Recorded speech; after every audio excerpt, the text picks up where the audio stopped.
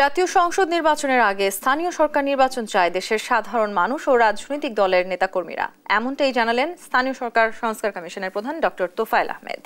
রাজধানীর NILG মিলনায়তনে স্থানীয় সরকার সংস্কার কমিশনের সঙ্গে সাংবাদিকদের মতবিনিময় সভায় এই কথা বলেন তিনি। তোফায়েল আহমেদ আরও বলেন, স্থানীয় সরকার প্রতিষ্ঠান ও জনপ্রতিনিধিদের ওপর এমপিরা যাতে অযাচিত হস্তক্ষেপ করতে না পারে সে বিষয়ে সংস্কার প্রতিবেদনে সুপারিশ করা হবে। কমিশন জানায় 2021 থেকে 2024 সাল পর্যন্ত স্থানীয় সরকার নির্বাচনে 23,000 কোটি টাকা করেছে আওয়ামী লীগ সরকার। সেক্ষেত্রে সংসদ নির্বাচন ও স্থানীয় সরকার নির্বাচন একই সময় হলে 600 কোটি টাকায় করা সম্ভব।